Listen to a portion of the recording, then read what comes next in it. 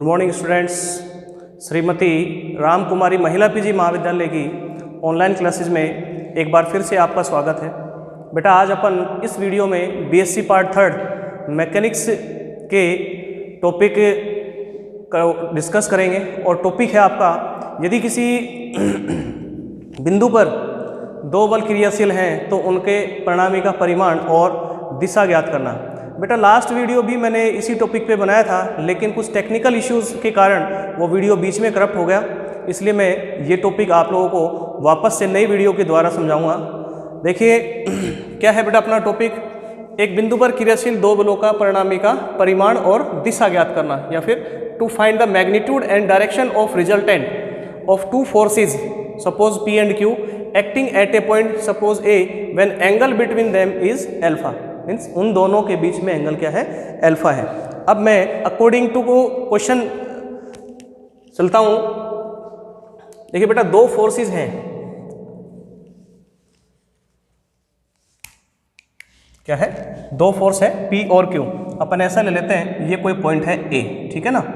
इस point A पे A से B डायरेक्शन में, A से B डायरेक्शन में फोर्स लगता है P और A से C डायरेक्शन में फोर्स लगता है Q, ठीक है ना।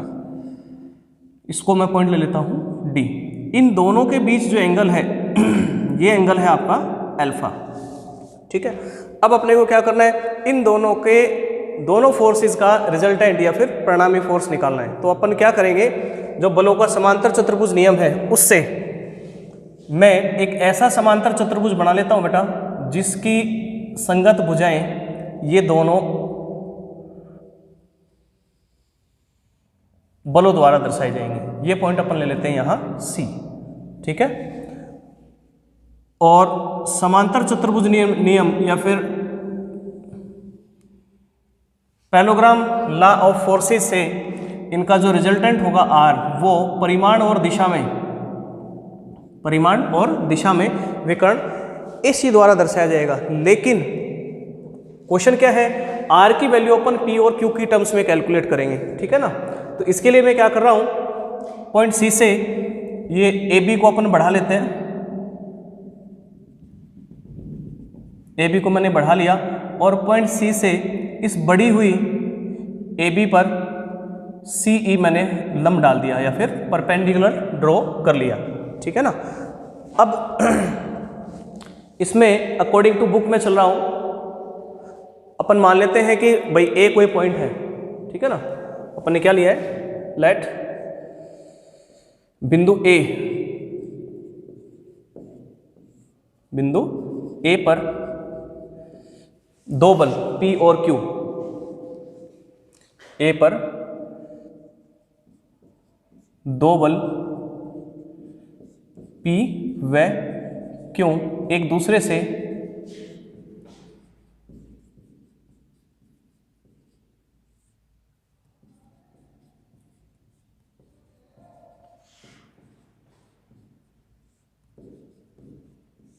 अल्फा कोण पर लगे हैं, ठीक है ना।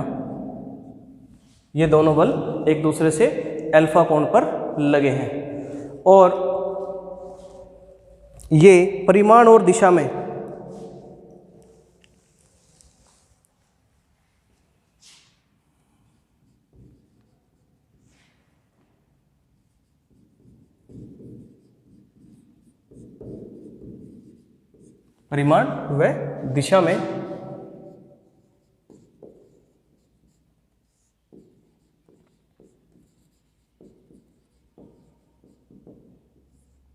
क्रम से AB और AD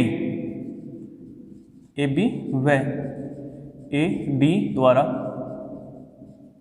निरूपित है,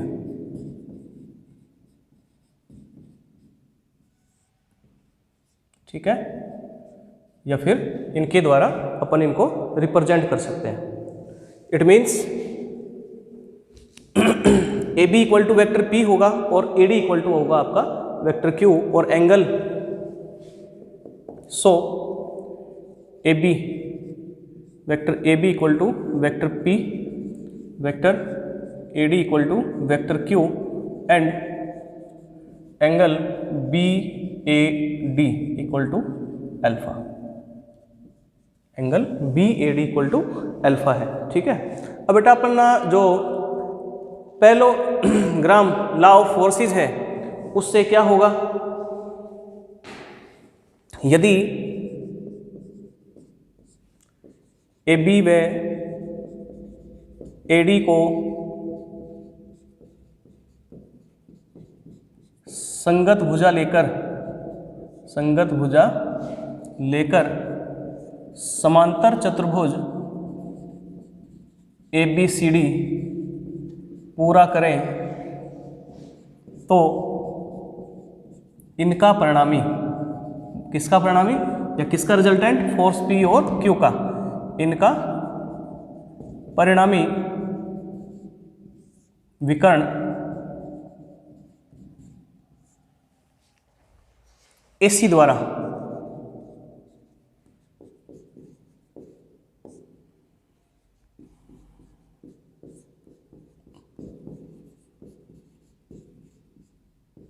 निरूपित होगा या फिर रिप्रेजेंट किया जाएगा। ठीक है, अब अपन क्या कर रहे हैं, ए बी को आगे तक बढ़ाया। देखिए कारण मैं बताऊंगा अभी क्यों बढ़ाया है, ए बी को आगे तक बढ़ाया और सीई लंब ए बी खींचा। ठीक है, अब बेटा ये जो त्रिभुज बन रहा है ए ई सी, ये समकोण त्रिभुज बनेगा कि नहीं भाई, ए ई और सी जो त्रिभुज है ये समकोण त्रिभुज है। मेरे को ये निकालना है आर, तो आर की वैल्यू अपन ए ई और ई सी के टर्म्स में निकाल सकते हैं, लेकिन उससे पहले आपको क्या चाहिए, ए ई चाहिए, ए बी तो है, बी ई चाहिए और सी ई चाहिए। अब अपने को पता है कि समांतर चतुर्भुज की सम्मुख भुजाएं परिमाण व दिशा में, भाई समांतर चतुर्भुज की सम्मुख भुजाएं बराबर होती है। अगर ये क्यू है तो ये भी फोर्स क्यू होगा, मतलब बी सी इक्वल टू अपन क्यू ले सकते हैं। ठीक है ना, और ये एंगल अल्फा है तो ये एंगल भी अल्फा होगा। क्यों, क्योंकि समांतर चतुर्भुज का बहिष्कोण अंतः सुदूर कोण के बराबर होता है। ठीक है ना, exterior angle of a parallelogram is equal to this angle, और इसकी मैं यहाँ से डायरेक्शन, ये जो है अपना जो रिजल्टेंट होगा इस फोर्स पी की, यहाँ से मैं डायरेक्शन ले लेता हूँ थीटा। Is that clear? अब मेरे को बीई और ईसी कैलकुलेट करना है।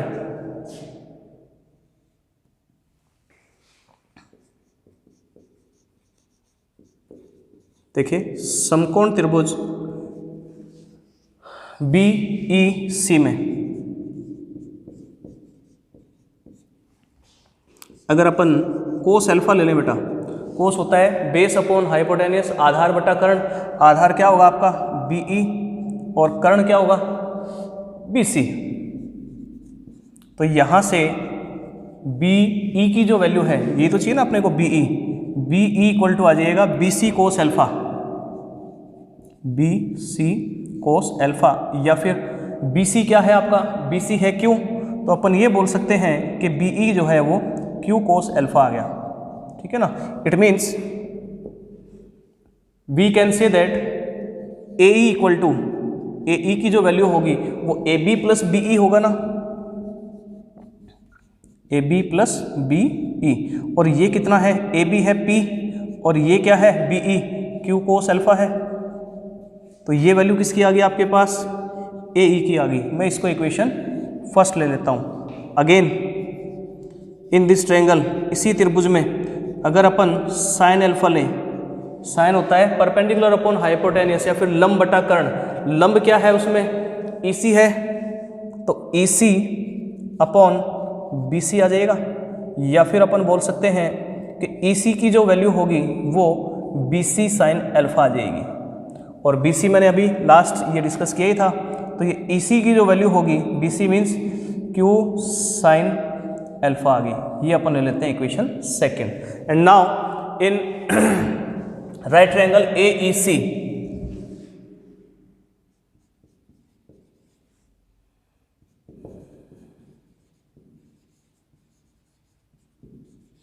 राइट ट्रायंगल ए ई सी।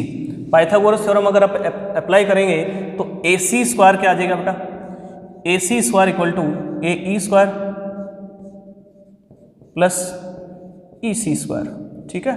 और ए सी क्या है आपका आर है, तो मैं यहाँ इसको आर स्क्वायर इक्वल टू, और ए ई क्या है, ए ई ये रहा P plus Q cos alpha, P plus Q cos alpha square, और ई सी है आपका ये रहा ई सी क्यू साइन एल्फा, ठीक है।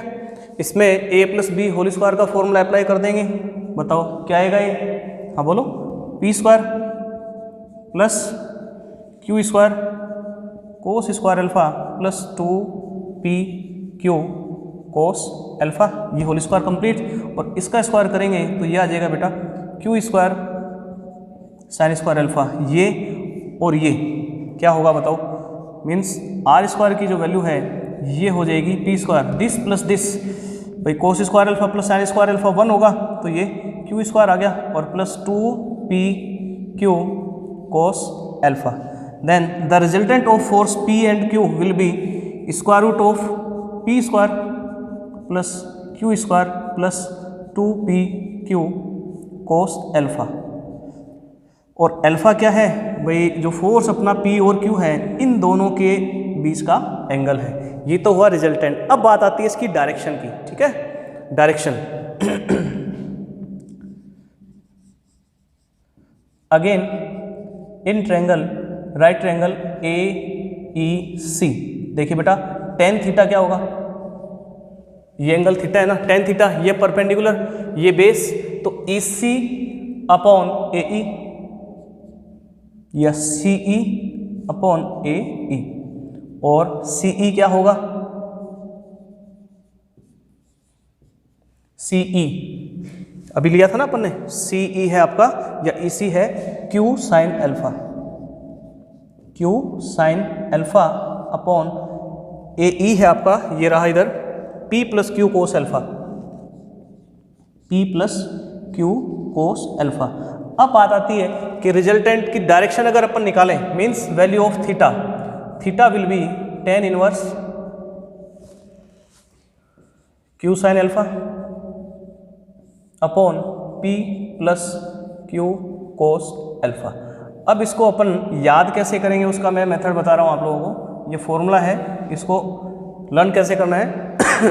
एंगल कहाँ से कैलकुलेट किया आप लोगों ने, फोर्स पी से, पी आएगा नीचे, ठीक है ना, और टेन थीटा क्या होता है, sine theta upon cos theta, तो जो नेक्स्ट फोर्स है क्यू उसके साथ साइन और कोस आ जाएंगे, नीचे अपन प्लस साइन लगा देंगे, ठीक है ना। अगर मैं यही चीज़ ये कहूँ कि बेटा इनका जो रिजल्टेंट है वो फोर्स क्यू से ये जो एंगल है ये थीटा डैश एंगल बनाता है, तो थीटा डैश की वैल्यू क्या होगी, थीटा डैश आ जाएगा आपका tan inverse P sign alpha upon Q plus P cos alpha, ठीक है। इस तरीके से अपन रिजल्टेंट और direction of resultant from forces calculate कर सकते हैं, ठीक है। एक बार अच्छे से लिख लीजिए। अब इसके नेक्स्ट जो है वो special cases of resultant and direction अपन लेंगे।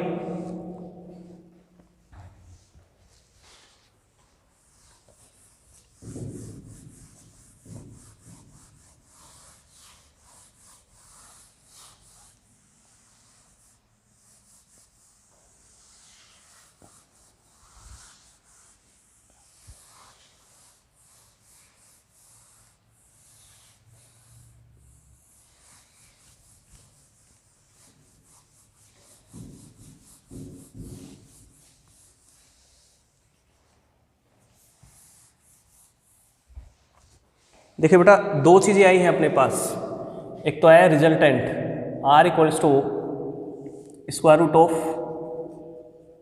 P square plus Q square plus 2p Q cos alpha, एक तो ये चीज़ आई है। और नेक्स्ट क्या है, थीटा इक्वल्स टू या टेन थीटा भी ले सकते हो, tan inverse Q sine alpha upon P plus Q cos alpha, ठीक है ना। ये दो चीज़ें आई है।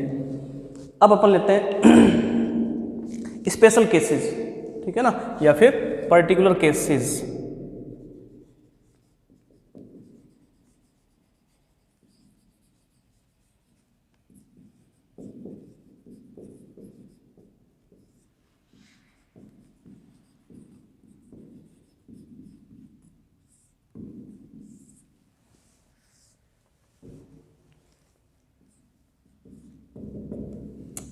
विशेष अवस्थाएं, फर्स्ट केसेस में बेटा जब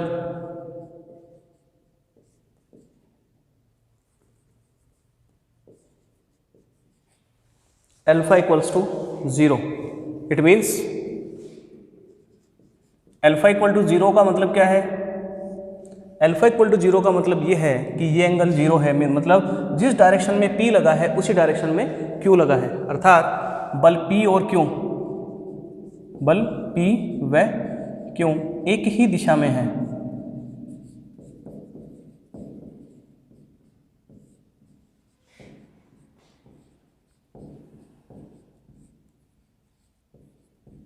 ठीक है, देखिए रिजल्टेंट क्या आएगा उस केस में? R इक्वल टू, मैं यहाँ अल्फा को 0 से रिप्लेस करता हूँ, कोस अल्फा की वैल्यू क्या आएगी? कोस अल्फा 0, भाई कोस अल्फा, अल्फा की वैल्यू 0 और कोस 0 की वैल्यू 1, तो ये आ जाएगा आपके पास R equal to square root of P square plus Q square plus 2pq। ठीक है, ये होता है p plus Q whole square से अपन स्क्वायर रूट कैंसिल कर देंगे, that means resultant will be p plus Q. इसका मतलब क्या है? अगर किसी कण अथवा पिंड पर, किसी पार्टिकल अथवा बॉडी पर एक ही डायरेक्शन में दो फोर्सेस एक्टिंग है तो उनका रिजल्टेंट क्या होगा? रिजल्टेंट का मैग्नीट्यूड होगा उन दोनों फोर्सेस के मैग्नीट्यूड का सम, या दोनों बलों के परिमाणों का योग। दूसरी बात आती है बेटा थीटा, कि उसकी डायरेक्शन क्या होगी? And theta equal to tan inverse, यहाँ अल्फा को 0 से रिप्लेस करोगे तो ये आ जाएगा q sine 0 divided by p plus Q cos 0। Sine 0 की वैल्यू 0, तो ये आएगा आपका tan inverse 0। Theta equal to tan inverse 0 means theta equals to 0। Theta equals to 0, theta angle कहाँ से था? फोर्स P से था, मतलब जो डायरेक्शन Q की है वही डायरेक्शन किसकी होगी? रिजल्टेंट की होगी। और जो डायरेक्शन Q की थी वही डायरेक्शन, भाई P और Q एक ही दिशा में लगे हैं ना, तो अपन ये बोल सकते हैं क्या कि इनके रिजल्टेंट की डायरेक्शन वही होगी जो इन फोर्सेस की डायरेक्शन है। मतलब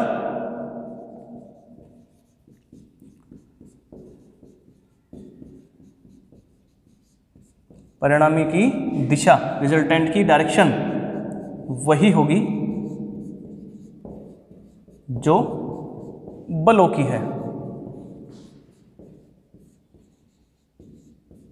ठीक है, एक बात फिर है next case, when alpha equal to 180 degree, alpha equals to 180 degree.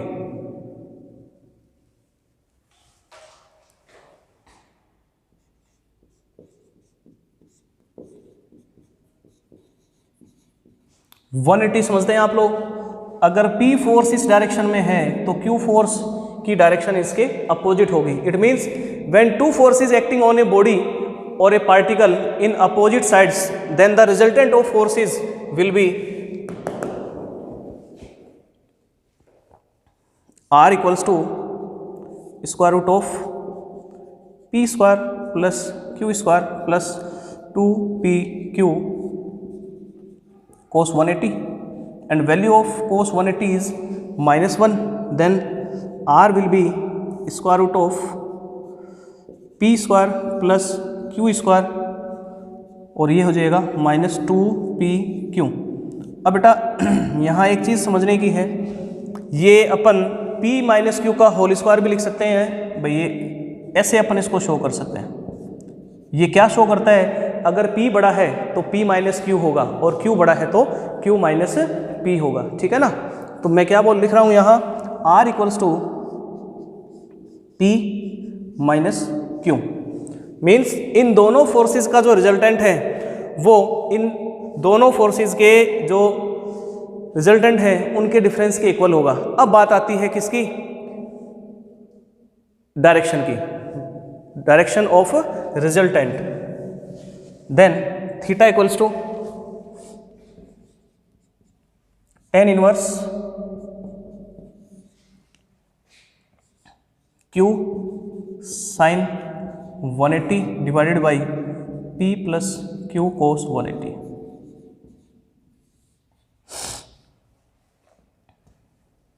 तो थीटा की जो वैल्यू आएगी वो आ जाएगी tan इनवर्स साइन 180 ऑल्सो 0, ये होगा 0। Theta equals to tan inverse 0। अब बेटा यहाँ से देखो दो वैल्यू आएगी, tan इनवर्स 0 0 भी हो सकता है और 180 भी हो सकता है। ये मैं समझा रहा हूँ आप लोगों को, ये दोनों ही एक साथ वैलिड नहीं होंगे। थीटा इक्वल्स टू 0 क्या शो कर रहा है, इसको समझो आप लोग। थीटा इक्वल्स टू 0 का मतलब ये है कि जो इसका रिजल्टेंट है उसकी डायरेक्शन, जो बड़ा फोर्स है उसकी दिशा में होगी, या फिर जो छोटा फोर्स है, अगर अपन जैसे मैंने यहाँ P को बड़ा लिया है, P को बड़ा लियोगे तो R की वैल्यू क्या हो जाएगी इधर, P माइनस Q। इस केस में क्या हुआ, P is greater than Q।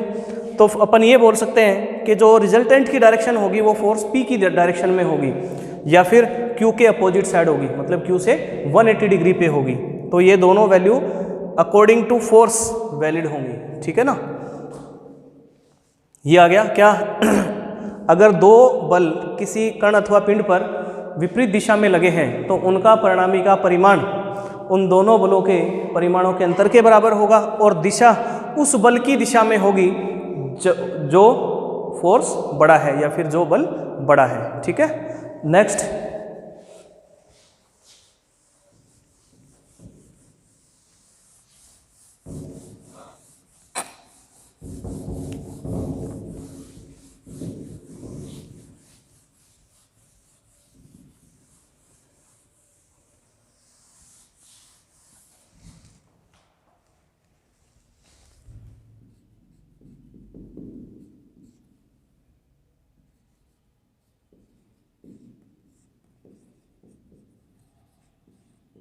If alpha equals to 90 degree, मतलब यदि दोनों फोर्स एक दूसरे के परपेंडिकुलर या फिर लंबवत क्रियाशील हैं, तब देखिए रिजल्टेंट क्या आएगा बेटा R equals to square root of P square plus Q square plus 2PQ cos 90, और we know that value of cos 90 0 होता है। देन R की जो वैल्यू होगी ये आ जाएगा आपके पास square root of P square plus Q square, ठीक है। और अब डायरेक्शन अगर अपन लेंगे then value of theta, theta equals to आ जाएगा tan inverse Q sine 90 upon P plus Q cos 90, ठीक है ना।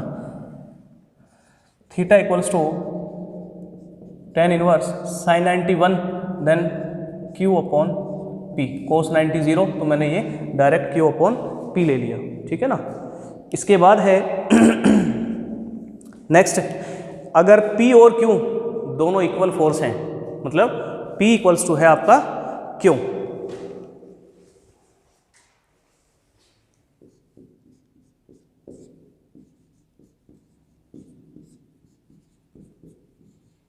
ठीक है।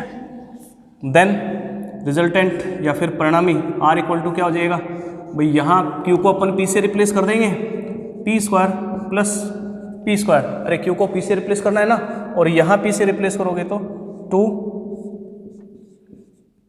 2P स्क्वायर कोस अल्फा, ठीक है ना। P square plus P square, ये 2P स्क्वायर होगा, 2P square plus 2P square cos alpha. दोनों में से बेटा अपन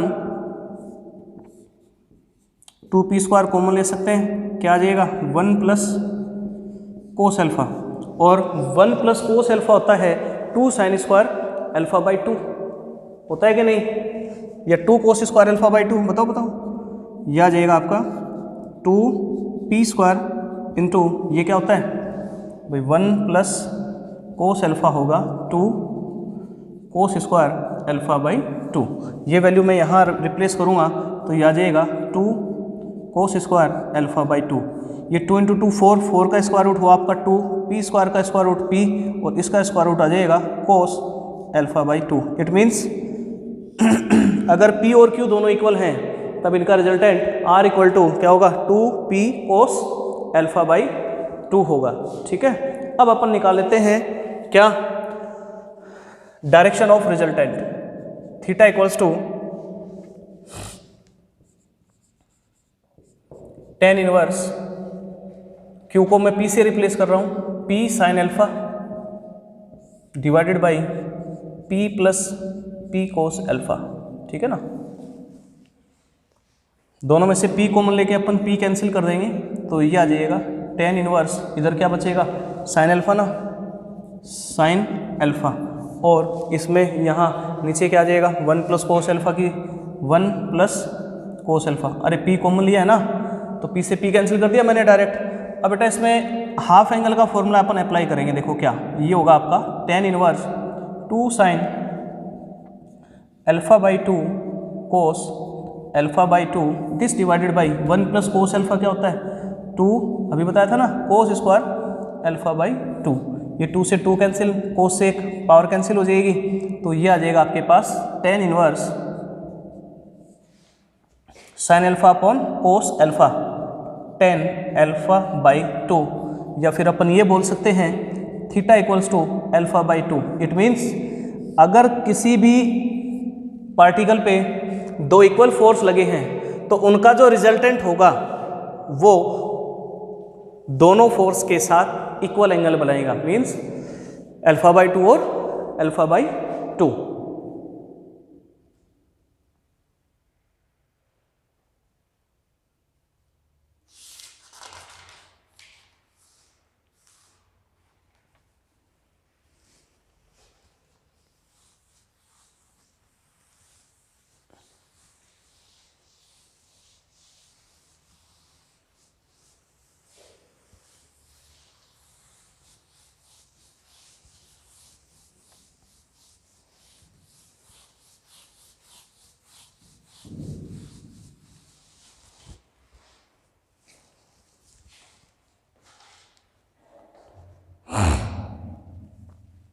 देखिए बेटा